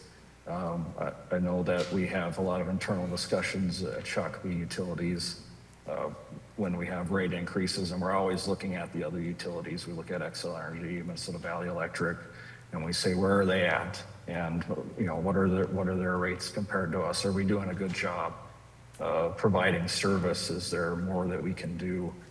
It's a tough sell when you have to raise rates and everything around you is being raised. Your cost of beef, your cost of gas and diesel, your insurance is going up. If you have a mortgage, it's your escrow goes up because your property taxes went up, and you just feel helpless and lost and out of control. And so the best thing that I could say that I could offer is to make sure that we're communicating with the ratepayers, with the public, to make sure that they understand why we're doing the things that we're doing with the rates, why they need to be changed, what sort of actions have we done to bring us to that point, whether they're faults of our own or not, or outside of our control, such as power cost adjustments or gas rates. Make sure that that's all communicated properly, and then look at where those rates bring us in terms of financial health for the utility, with the reliability that we need to maintain the systems with, the maintenance, the capital projects to look forward to keep the system functioning for the next 135 years. Thank you. Many utilities face an aging workforce, difficulty recruiting skilled employees, and loss of institutional knowledge. What would your leadership approach be to building and retaining the workforce the utility will need in the next decade? So it was a problem that we faced at U.S. Steel, and a little bit of a problem that we're facing now at Shakopee Utilities with the engineering director retiring, 34 years, I believe, of experience. And the best preparation is something you do on a daily basis. You have a plan for when that person retires. Make sure that you have cross-training, make sure that the knowledge is not tribal, that the knowledge is recorded and immortalized in a manner which you can recall when that person is gone. To build that knowledge base before they're gone, because everyone wants to retire, they don't want to work forever. So record all of that, have a plan in place, succession planning, make sure that down to if you have a locator and he's the only locator, what happens when he goes out on medical leave or something of that nature. So have the plan in place, have the knowledge recorded, and then make sure that you're able to execute it, not just from the general manager down, but from the people that are in middle management, higher management, in the union. And then reach out into the community and let them know you're there and the opportunities that you can present. Shakopee Utilities does events within the city where they bring the trucks out and they let the kids in high school climb all over them and see a bucket truck and see the lineman gloves. And you could go to be a lineman and learn this craft and live a good life and live on the Iron Range and well, not in Shakopee, but so so get out there in the community, involved, and make sure that they know that these are the opportunities, and then make sure that we have a respectable workplace, a place that people feel valued and that they want to go to work to. You don't have to be happy and like everyone that you work with, but I believe you should respect everyone that you work with. And I think respect garners more importance, at least in my eyes, when you show up to work. You have that respect, you feel valued, and then you can go home and not think about work and all that other stuff and just live your life. Thank you. A general manager may face pressure from influential customers, elected officials, employees, vendors, or community groups.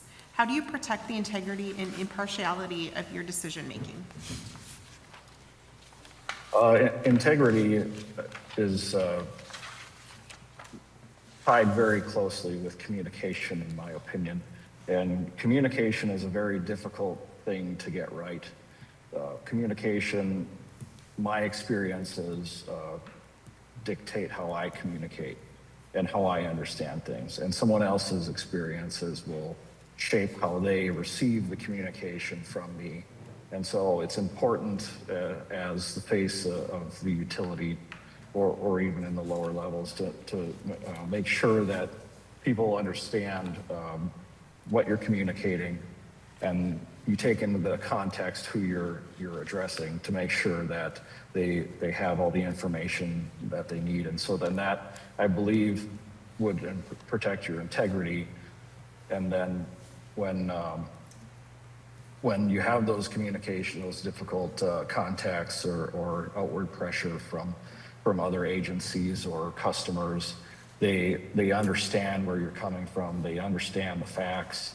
They've been given the proper information to make informed decisions. Now, that doesn't necessarily negate the stress and the emotions that reactionary things that come out when rates are going up or something's broken or they're without power. But communication is a huge and key part of that too.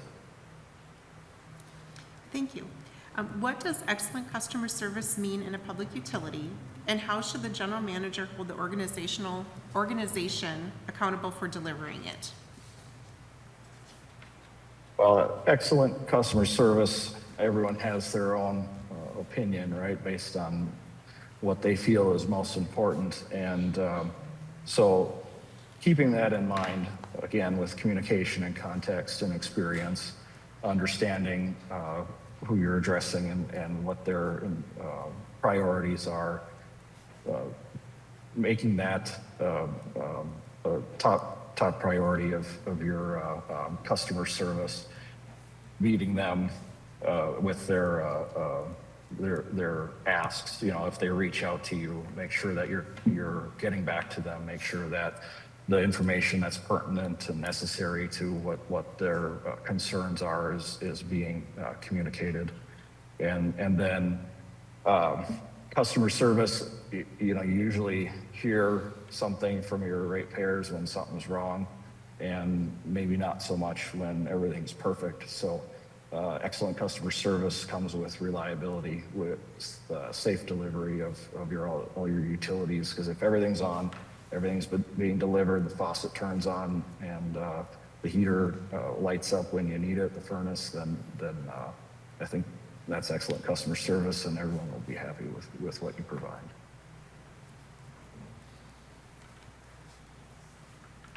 Thank you. Imagine the community experiences a major utility failure that will take several days to resolve. Customers are angry, elected officials are demanding answers, employees are exhausted, and media attention is intense.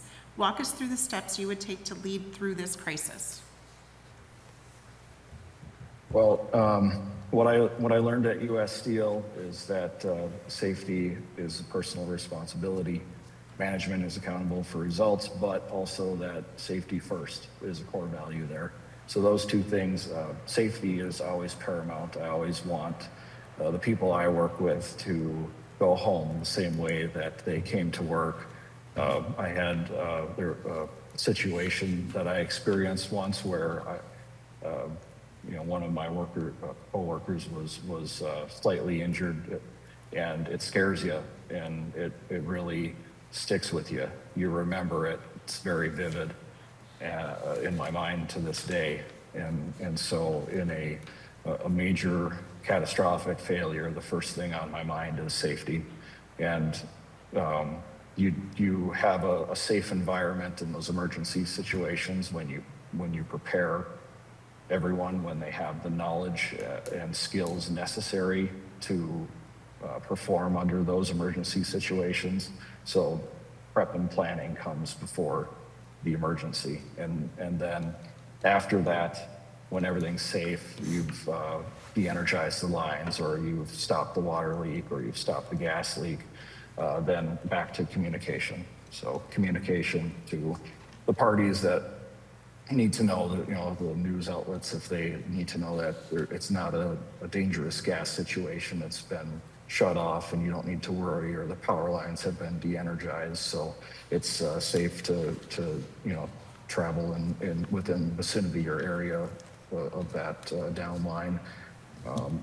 Communicating internally, making sure that the departments know what's going on, that everyone has an action plan, that we have, path forward to make sure that we can restore services as soon as possible and address any concerns that get presented by outward or inward with the utility as they come up.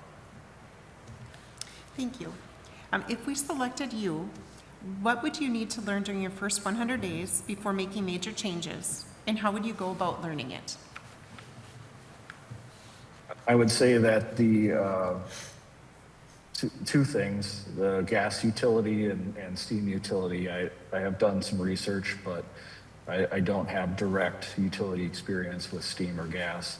I do have utility experience in a sense with steam or gas from U.S. Steel, but not in a public utility sense. So we had high temp hot water and some steam at U.S. Steel and gas safety. So the operational side of it, I understand with a degree, but the contractual side of it, the financial side of it, there are some gaps there for me that I need to shore up, and that'll involve some training and from outside, like APPA or Baker Tilly, something like that, to make sure that I understand the accounting and financial aspects of it. And then, again, with the financials, I do have experience at Shakopee Public Utilities with FERC accounting, but that's not my department. The engineering department is involved with it, but I'd say that that's an area that needs to be addressed for me. So the first 100 days, I will be working towards becoming sufficient proficient with the financial sides of that. I do understand the weight of having proper financial accounting and what happens if you don't. And so the U.S. Steel time and Shakopee Public Utilities time, I do understand that there needs to be proper accounting and everything needs to be accounted for. And so I'll work to understand those things. And then outside of the deficiency part, the financial part, Hibbing Public Utilities is not the same as Shakopee Public Utilities, and it's not obviously the same as U.S. Steel. So I need to understand the organization structure and the people. The people make the utility, the people that work there, the union, the management, the engineers, the office staff, the commission. You direct us, you lead us, you guide us. So I need to understand everyone and their priorities and their wishes and their wants, and then make sure that I know who Hibbing Public Utilities is before I start changing things. Thank you. What is the leadership characteristic you believe has contributed most to your success? And what is the leadership characteristic that you have had to work hardest to improve? I'd say the best characteristic is my communication and personability with people. I know as an engineer, we get a bad rap, and it's justified with quite a few engineers that I've known over my time and in college. Not the best social skills, to say the least, but I think I have an understanding of people in a sense that, everyone has different experiences and they bring those to work with them. And so when someone reacts in a way, it's not just because you're there and they're reacting to you, but because of potentially something at home or something that they experienced once. And so that introspective part of me, when I'm communicating, I think gives people some sense of ease in dealing with me, and maybe earns me some respect in that whether they like me or not, they will at least respect me and the decisions that I make. The worst, though, is then also as an engineer, my mind wants to jump to the fixing and the how can we get into this, and so the ears sometimes turn off. And so that I've been working on, because your mind starts, well, I know this, and I can fix this, and this is how we do this, and you stop listening. So communication, strong side, but then unfortunately, the listening part. So I can listen, though. I've been improving on it, I'd say fairly well. You could ask my girlfriend, though, if you need reference. Why should the commission and community trust you to lead Hibbing Public Utilities? Well, that's a tough one, right? Because trust is earned, it's not given. But in the act of hiring someone as a general manager, you are essentially giving your trust with only having interviewed somebody potentially once or twice, and having less than an hour with them. So all I can say is that I, as an engineer, have an interest to improve things, but then my time at U.S. Steel, the improvement wasn't the part I was looking for to fill my life. So I wanted something more than just creating corporate profits and getting a paycheck. And so that's why I moved to public service. And I know I don't have a lot of time in public service, but I believe that my conviction in my want to improve things for the greater public good would be something that you could trust and would make me a good candidate for the general manager. All right, thank you, Martin. That concludes my questions. I'll turn it over to the commission for any follow-up questions they may have. Perfect. Commissioners, any initial questions for Martin? Commissioner Stokes? Got the same question. Martin, why are you interested in this position? Well, I thought that calling of the city life was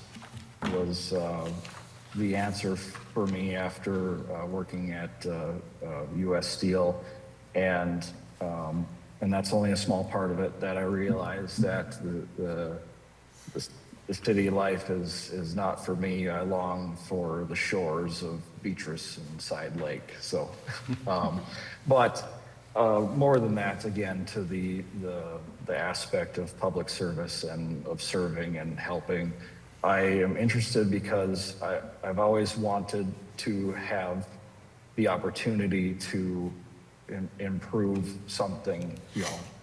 Public utility is very integral to people's lives, and having a lasting impact on that, I think, has meaning and has creates a good purpose for life. So the general manager position allows you to have that opportunity. And, as an engineer or as a director or some of the lower levels of hierarchy of a utility, you do get some leeway with your vision, but it's mostly the commission and the general manager that you're following. So it would be a great opportunity, I believe, if I could present to you some of the ideas that I have and enact the vision, and it would be a very fulfilling opportunity for me personally. But then also, I think for the people of Hibbing, I have friends in Hibbing, and I went to high school there, and what happens with the utility matters, and I'd like a chance to do good for them in that. Thank you. Commissioners, any other questions? No? Martin, thank you. I do have one question. I know you mentioned earlier you maybe needed to do a little more learning on the financial and contract side of things when it comes to utility work. Can you explain maybe some experience you do have with the financial side, whether that be at the utility you're at now or even at HIBTAC? Or was it US Steel? Yeah. I'm sorry, US Steel. Yep. Yeah, well, no, not HIBTAC. Yeah, Mid-Tac. Sorry. So I can start there. So, you know, it became apparent how important tracking your financials is with US Steel when they rolled out a new Oracle work order system. And everybody hated it because you had to document everything. You had to record everything. And the thing is, though, that when you document everything, you know where you're at. And you know what your budget is and how much is left. And it makes your life a lot easier. So I understand the controls side of it as far as a financial system, you know, functioning properly for utility. And so then the framework of it is where, you know, I've learned at Shakopee Public Utilities. We also did a financial system rollout. So they went from DAFRON to NISC. And so every department was involved to some degree, and the engineering department more so because as you know, engineering kind of touches every utility and every aspect of the utility. So I was involved in that rollout and learned the structure and the function of the system. But then on an annual basis, we as engineering department are also very involved with the capital improvement project budget for the utility, reviewing the county and the city capital projects, making sure that our projects align with any financial opportunities that are present. You know, if we need a water main replaced and there's a street recon, make sure that that's coordinated and that cost savings are realized there. And then working with the finance department on a monthly basis to make sure that, you know, our costs are where they need to be. You know, the engineering department's involved with the electric construction, the water construction, you know, some of the operations side of it. So reviewing where things are with the you know, finance department and going over, you know, did we code this to the correct FERC account? This is the account that we need to make sure we code this to. So there is an understanding there. Of course, we don't have gas. So, you know, it's just some learning there about some of the gas and steam accounting and making sure that they're following statutes and regulations for that. But a good understanding and base, I would say. Perfect. Thank you. Okay. Commissioners, any other questions? Okay. Thank you, Martin. I think that's what we have for you. I appreciate your time and hope to speak with you soon. Thank you, Commissioners. Thank you.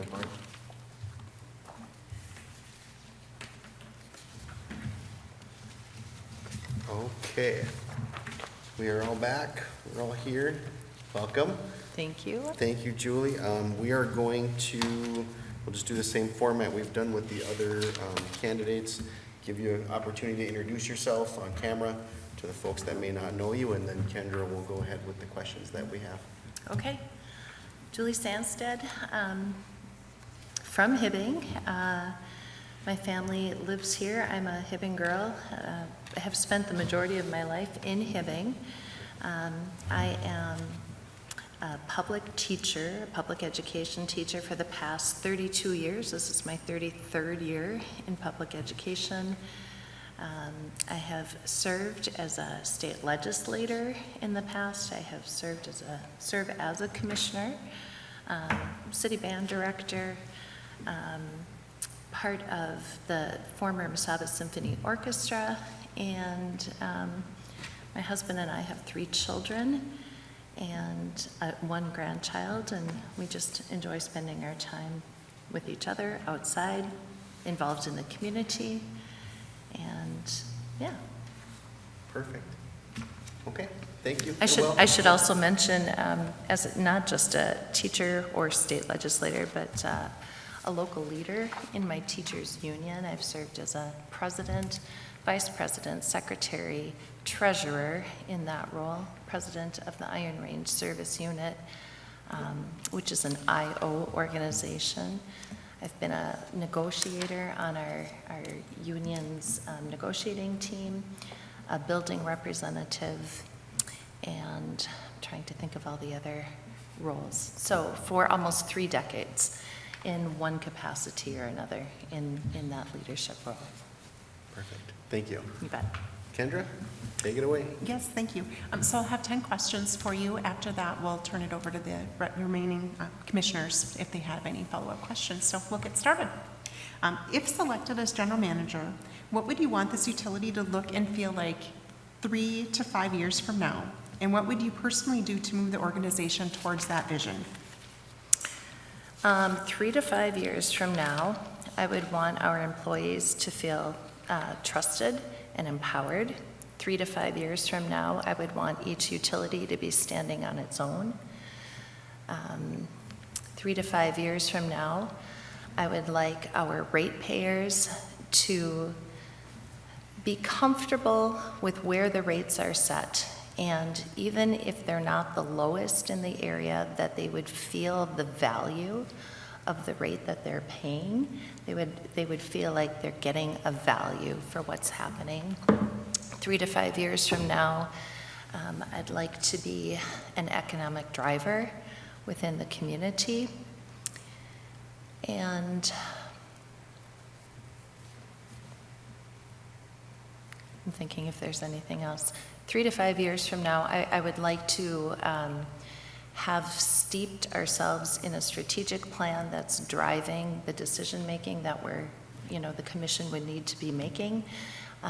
And we have a vision. We know exactly where we're at, where we want to be, and we have strategies to get there. Thank you. Tell us about the most difficult leadership decision you have made when there was no outcome that would satisfy everyone. How did you make the decision, communicate it, and accept accountability for the result?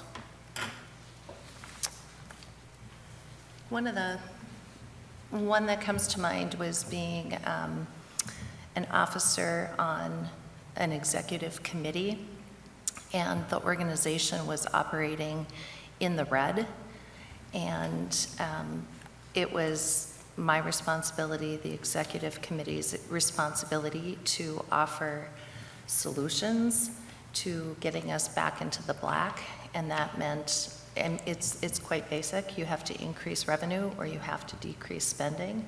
So we brought multiple options to that organization, and I think that what was hardest was, it's hard. You have to make hard decisions when things aren't going the way you want them to go, or the way you would hope they would go, or you're facing a budget shortfall.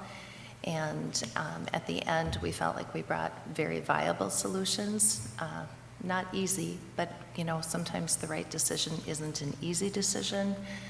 And because we were elected into that role at the next set of elections, they wiped the board. They re-elected people. So we never got to actually see that turnaround happen. And when you invest yourself so deeply in something, I felt disappointed for that. But I owned the rationale, and I could clearly explain why I was recommending the changes that I was recommending. You can't operate in the black when you are in the red and you keep spending and you're not bringing in more revenue. It's basic accounting. Thank you. Utilities must make significant investments in infrastructure while keeping services affordable. How would you approach the tension between necessary rate increases, affordability for customers, and the utility's long-term financial health? Kendra, I'm having a hard time with the echo. I'm sorry. Could you read it one more time? Yes. Utilities must make significant investments in infrastructure while keeping services affordable. How would you approach the tension between necessary rate increases, affordability for customers, and the utility's long-term financial health? First of all, I think you need to have cost-benefit analysis, and for HPU, we need to understand what it's truly costing each utility to operate. And then we have to look at our rates, and we need to see what can be made up and what can't be made up. This is an area where tough decisions might need to be made, but before we make those decisions, you need to have the data to drive a decision. You need to know exactly what it costs and where you're at. And until you have that data, it's tough to make that up. And I think when you take that to the public needs to understand, ratepayers need to understand that the decisions that you make today, and we should always be doing this, the decisions that we make today are for the reliability and affordability tomorrow.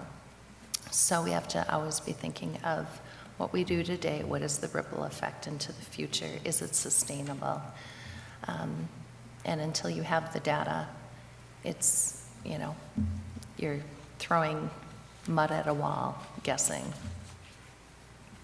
Thank you. Many utilities face an aging workforce, difficulty recruiting skilled employees, and loss of institutional knowledge. What would your leadership approach be to building and retaining the workforce the utility will need for the next decade? Simply, I would say, why not Hibbing? Why not come to HPU? But to attract the workforce that you need to be competitive. So we need to be on top of our game in terms of what's coming down the pike in terms of energy, renewable energies, energies of the future, understanding the types of jobs that are going to be needed to support those types of roles or those types of utilities, and then partnering, with other entities, whether it's your city or your state college system, to make sure that you have kind of a plan from development into the workforce directly. We have students right now, I can tell you, at my school, that there are students who don't want to go on to a 2-year degree or a 4-year degree. They are workforce ready, but they need those skills even in high schools, and so we're seeing partnerships at that level and apprentice programs, so capitalizing on those and then providing opportunities for them. I think we also need to cast a broader net, and I think this is an area where the utility can partner with the city in terms of economic development to make our utility an attractive, not only an attractive job, but it's located in an attractive community where we're inviting people to come in. And we have just wonderful things that are happening naturally. We need to look at other, not the utility doesn't, but as a whole, when you partner, you can be looking at things like school systems and housing to attract the best of the best. And then obviously, competitive wages matter, and benefits.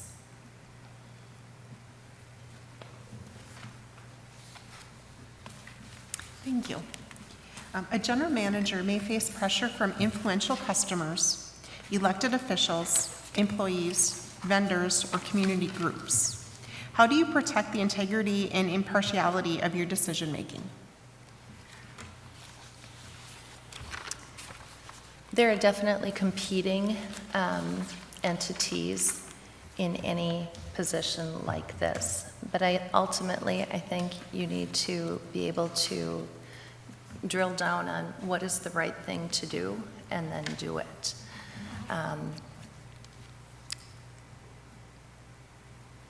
As a general manager, I think my role is to listen, or would be to listen to each of the concerns each stakeholder group would be bringing to the table, to evaluate what they are saying, to listen for understanding and not just a response, not just to give them a response or to react to what they're saying, but genuinely listen for understanding.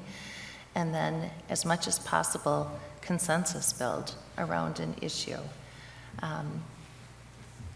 I'm sure we'll probably talk about negotiations, but we can get there later. Okay.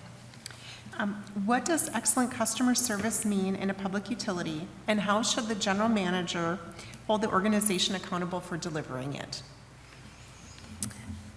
Excellent customer service with the utility means when somebody reaches out, they get a response in a timely fashion, that they're treated with courtesy, they're treated with respect.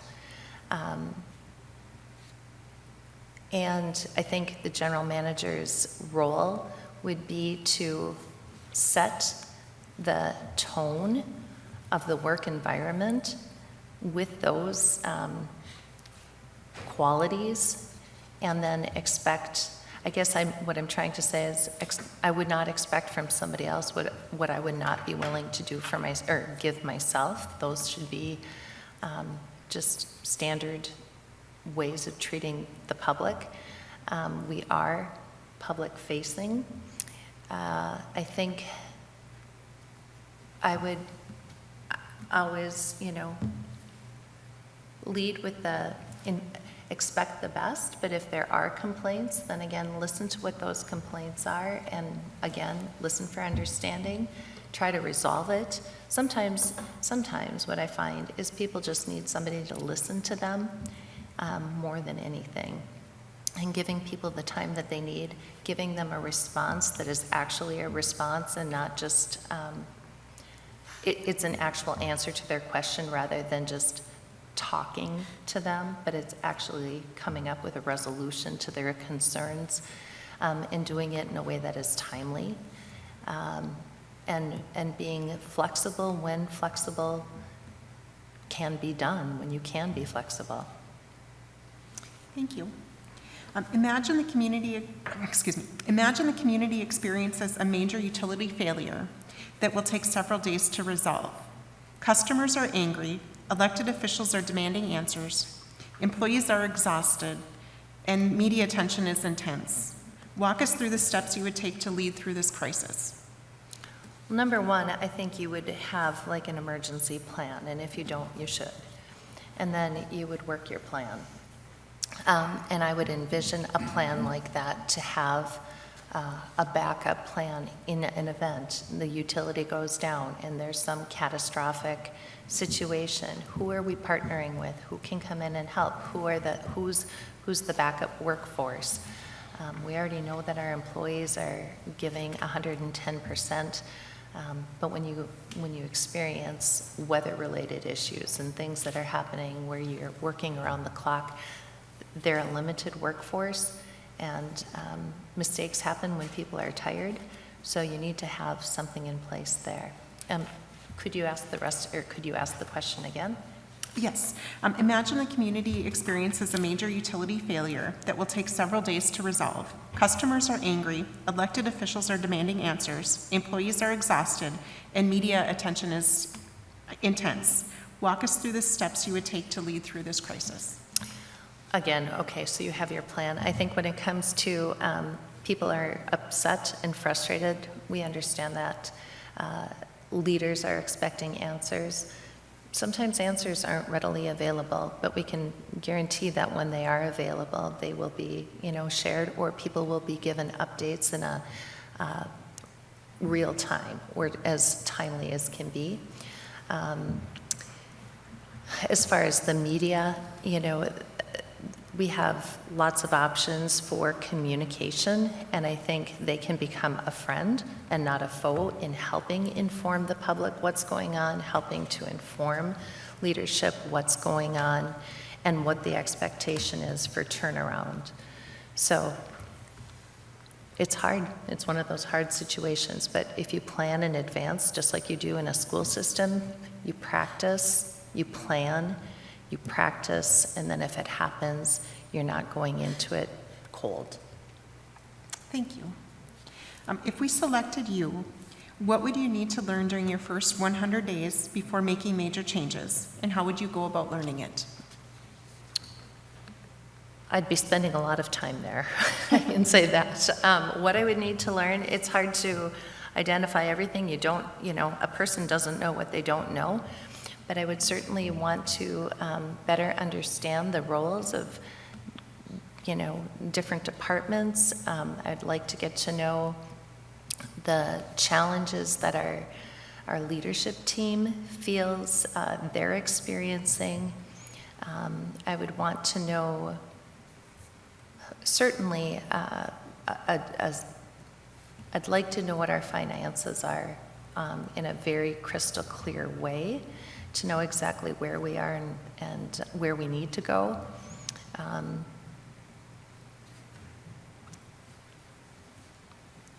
I think in the first 100 days, I think that's, I would start there. And then again, I know that I think I'd like to see or hear from the public, and we have some of that data, but hear from the public on what they would want to see different or need to know.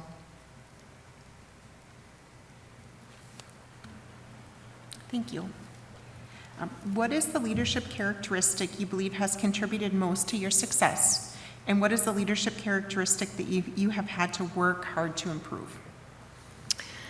My success, I'm very honest, I'm very transparent. What you see is what you get. I'm forthright, I'm direct. I am able to generally size up a situation pretty quickly and get my head wrapped around something. I often am able to ask the next question to help you determine where you need to go or what it is that we need to do. What is the next step? What is one of the characteristics that I've had to work on? It's definitely like being direct. I think that's both a curse and a blessing all at the same time. Being direct and being able to talk transparently without, being confrontational, without being aggressive, without putting people off by directness. Thank you. Why should the commission and community trust you to lead Hibbing Public Utilities? Say that one more time. Why should the commission and the community trust you to lead Hibbing Public Utilities? I've been swinging for the home team as long as I've been here. Like I said, my whole life I've been working in a field where it demands the trust of the public. Public education is a very public trusted type of situation. Parents don't value things, their children are what they value most. And for over 3 decades, I've been able to work with them, work with the parents, work within the community, work with administration. It's definitely a field of trust. My work in the legislature was really as an advocate for this community, for the people of this community. And I did it in a very open and transparent way. And I don't think anybody would disagree with that. I have been serving this community in one fashion or another for over 5 decades. Whether it's through city band or just different initiatives. I've been a public face. I'm somebody they know, and I continue my work here on the commission, serving the public, or at least trying to the best of my ability. And I feel that this position is just a natural extension. I think this organization is so vitally important to our community. Like I said, I believe it is critical to, not just for jobs for people, but really being an economic driver for Hibbing. And when we have that right relationship and we're working in tandem, complementing one another, I think we're headed for success. And I don't know of another candidate who's going to be more deeply committed to that than I am. Thank you. That concludes my questions. I'll turn it over to the commissioners. Sure. Commissioners, question? I know Commissioner Stokes has one for sure. Two this time. Perfect, go ahead. Describe how you would deal with conflict in the workplace. So conflict in the workplace, again, pretty directly, needing to understand why it's there, listening for understanding, trying to understand what is the source of conflict. Can it be easily determined by a contract? Oftentimes a contract addresses some of this stuff. If it isn't addressed through a contract, sometimes a conversation goes a long way. As I said earlier, sometimes just listening to a person is all they need. They just need to be heard. Other ways of addressing conflicts is there's roadmaps to resolution. This is a pathway that we use in negotiating or unionism. It's called a pathway to resolution, and it's just really directed steps at working it out. I try to have people work out their differences as much as possible amongst themselves. I try not to insert myself in a situation until it takes another person either mediating or making a determination. And again, depending on what the situation is, conflict is very broad. Sometimes it takes a leader to step in and make a decision. So if need be, then that's what I would do. And the final one is, why are you interested in this position? Because I'm swinging for the home team, as I've said. Honestly, I really, I dismissed myself initially, being totally candid. I dismissed myself from applying for this job, even though I had been urged to, because I thought, what do I know about this? And then I thought, I know a lot more about this than I'm giving myself credit for. And I heard myself in my head say, what did you know about running for public office? What did you know about running for the state legislature? I don't pretend to know everything, not on this, not on anything else. But I know my heart, I know my dedication, I know that I surround myself by people who are smarter than me. When I don't have the answer, I find the person who does. And I believe that we have many of the right people at HPU currently, and I want to see HPU succeed, and I want to see us help the city. I want to work with the city, and that's a commitment that I can bring. I don't know that that's a commitment that somebody else will bring, but that's why I would like to do it. It's more than a job for me. It's part of my heart, it's part of my community, it's part of who I am in this community. Thank you. Thank you. Commissioners, any other questions? Okay, thank you, Julie, and I do have questions also. I will ask, but I just want to say thank you for being here and applying for the position, and also just your professionalism and going through the interview. It's a little bit different scenario. We haven't exactly ever had somebody in your current position apply for a position like this, so that's actually part of one of my questions that I had for you. What would you take from your experience on the commission and apply to general manager? Well, that's a great question. I think what I would take from my experience as a commissioner into the position is understanding the complexity of the role of the commission, the just overarching broad categories that a commissioner needs to be versed in. And oftentimes, I don't think that we're educated enough, to be honest, on the topics that we're having to face. And it's really important that whoever your pick is will communicate with you transparently, openly, early on, that you can build, that there can build a trust between the commission and the GM. So you don't have to feel like you're grasping or you're scratching your head wondering, what does that mean or what comes next? I think Also, from being on the commission, it's a lot of work. It's more than a title. It's more than just something you put after your name. You've got to be doing the work. You've got to dive into it. So I'm not trying to lecture any of you on that, but there's work to be done on both ends, and our roles are very different. What I have learned is the buck stops with you, the commission. You are the boss. The GM is under you.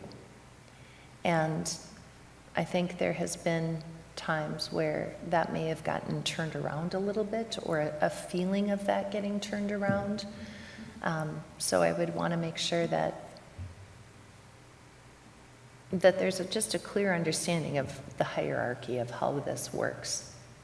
And the commission is the final authority. Thank you for that. I did have one other question. I wrote it down early, and I think you answered most of it throughout your interview, but I'm just curious what your approach, given the circumstances we're in now, where we don't have certain leadership positions in-house that we want to have. If you're in the GM seat and we don't have some of these critical roles filled, what's your approach to managing the utility without the staff that you need? I think, I'm going to say this. There are interims. So we may not have a final person in certain positions, but you can outsource work if need be, depending on what the need is, if it's financial or if it's ME or a PE or whatever you need. There are other experts that you can contact in the interim. I think too, it's empowering the people that are already working for the utility and leaning in on their strengths and trusting them with additional responsibilities if they're up to that. And then putting in, extra time myself, rolling up my sleeves. We're a team, and I see this when you're short, you work together. Like when a family, think of it as a family. When you have a family member who's sick, other people step in and try to balance the workload or carry. And I see running the utility much like that. But then really understanding there are certain key positions, and we would be foolish not to have those positions filled. We're really cutting our legs out from underneath us by not filling the positions, key positions. And then working hard to find those people and getting them in place ASAP. Thank you. Okay? Commissioners, anything else? Awesome. Thank you, Julie. Thank you, Julie. Yeah, Appreciate you're it. welcome. Thank you for this opportunity. I appreciate it. Thanks. Okay, I don't think we have any further discussion unless commissioners want to have anything they want to say. Otherwise, if not, we'll just look for adjournment. Motion to adjourn. Motion by Commissioner Stokes, support by Commissioner Hart. Any discussion? Hearing none, all in favor say aye. Aye. Opposed? Motion carries, meeting's closed.